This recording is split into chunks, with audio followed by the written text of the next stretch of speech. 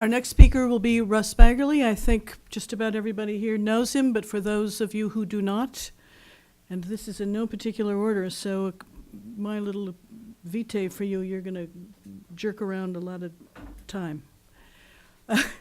Russ and his wife moved to Ventura County in the early 1970s, and they have been active in the community and held a variety of public policy and political positions ever since, including, in no particular order, as a senior administrative assistant to Supervisor Maria Vander Kolk, District 2 Ventura County, and as co-campaign manager for Kevin Sweeney for U.S. Congress in the early 1990s. In addition, Russ has worked as an environmental consultant for Patagonia, helping them to fight the construction of California State University Channel Islands on the Taylor Ranch property in favor of the old Camarillo State Hospital property. Russ also worked as part of an environmental coalition to prevent the merger of Southern California Edison and San Diego Gas and Electric. It's taken decades for them to get that figured out. And as an administrative assistant for the Los Padres Forest Association Sunbow Ecology Center. I'm getting tired listening to this. 30 years of it. Go ahead, Susan. I'm sorry. His involvement in county and local affairs has also included stints as a board member of the Ormond Beach Task Force and as chairman of Citizens to Preserve the Ojai. In addition, Russ was active in working against the proposed landfill at Weldon Canyon.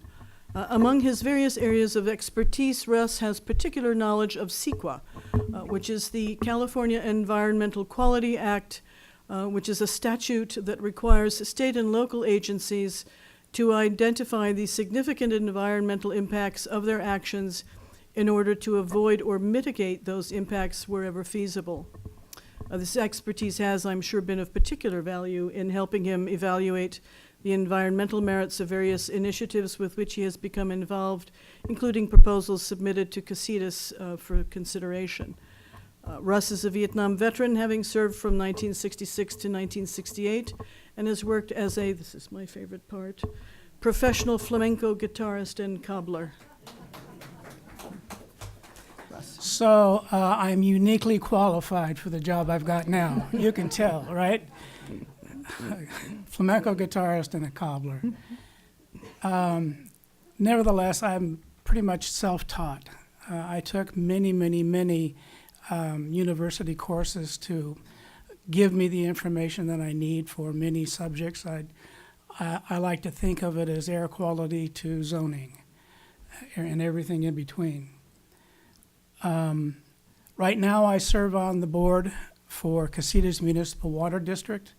I serve on the board of the Ojai Valley Sanitary District. And because of the legislation that created the Ojai Basin Groundwater Management Agency, I am the board member from Division 5 that sits on that board as well. So I like to say I deal with water from both ends of the pipe and everywhere. I don't have the education that Richard has. He really is a water expert, and I appreciate his involvement in this endeavor, and I listen to him. The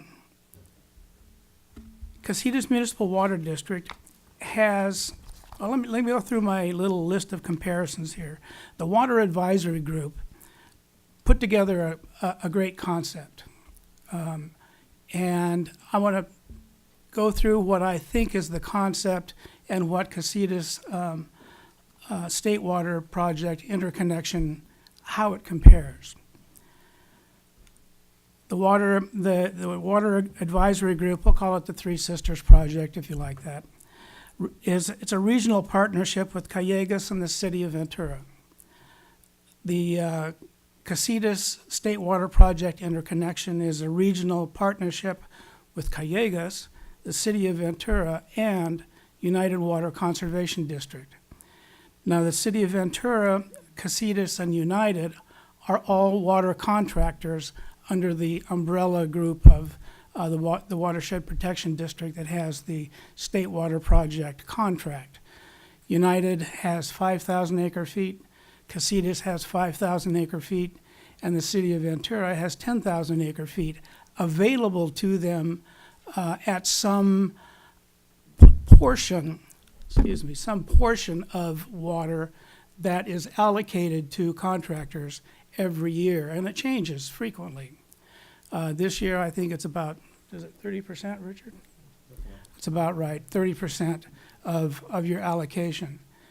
So you don't always get what you want from the State Water Project. I have always been opposed to bringing in State Water Project until recently. Back in the 90s, there was a huge study done by both the city of Ventura and Casitas to bring in state water via a pipeline from Castaic Junction to Ventura and to Casitas. The price tag for that was well in exceedance of $100 million. It's very expensive. We have very little population in western Ventura County to be able to put that on the rates. So I had been opposed to it, but with the possibility of policy changes from the Metropolitan Water District and Callegas being able to wheel water without becoming a member of Metropolitan Water District, the project became feasible. So I changed. I agree that state water is something we should add to our portfolio, but don't think of it as a cure-all for anything. It's only a small portion of what we need. There will be, with the Water Advisory Group, the in lieu water use for the city. That would be likewise for the interconnection. Less water evaporated from the lake. It would be the same for the State Water Project. Not evaporated, but exported from the lake. The same with the interconnection. The in lieu project of allowing the city of Ventura to utilize our state water that we cannot get right now, except to let the city of Ventura use it, and have the city take less water out of the lake as a purchase, would keep water in the lake and help to build it as the Three Sisters project proposes.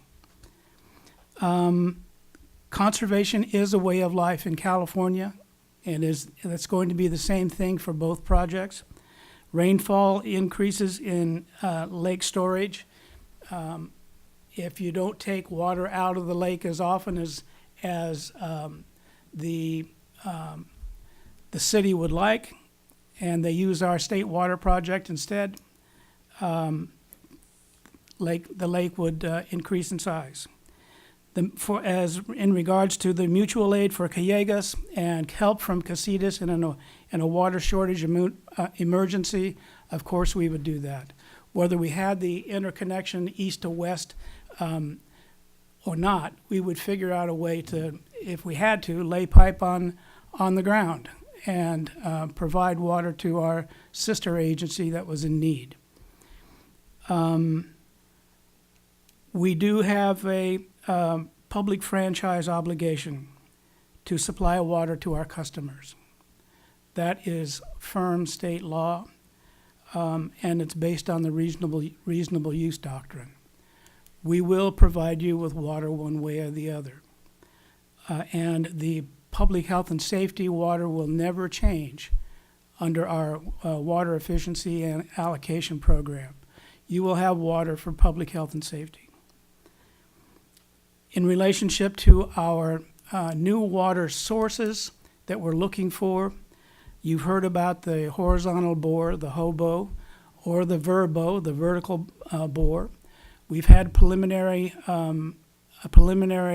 recon study done, and the Water Resource, WREA, and Jordan Keir, our geologist, let us know that there is plenty of water in the Matilaha Formation, where we're going to be drilling into, and that the most conservative amount of water that they think we could get from the bore is about 8,000 acre feet per year. The more liberal amount of water is around 100,000 acre-feet of water.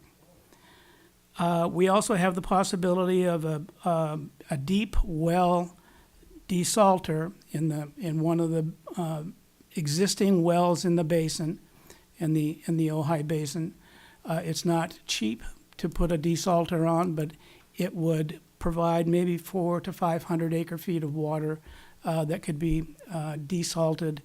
The brine would go into the Ojai Valley Sanitary District sewer line with a permit, so we don't have to build an ocean outfall for the brine. It would go right to the treatment plant. And the space between the well and the treatment plant is enough for dilution to keep it within the range of things that the sanitary district can clean up in the treatment plant.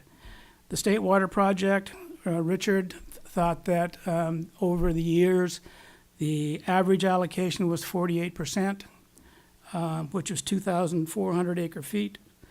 If we add all those together, that's 10,800 to 10,900 acre-feet per year. And that's almost what we're selling to every customer in the water district right now. So we're not going to run out of water. We have plans, and we're going to utilize them. And as far as the State Water Project, where is it moving along? I have here a letter to Mr. Vujovic, who's a farmer out in the Pleasant Valley area. He's being contacted by a law firm for easements across his property. He's a big landowner and farmer out there. And that's where the pipeline is going to go from Callegas to the city of Ventura. It's working, and it's being done right now. I think that's about all I need to go through right now.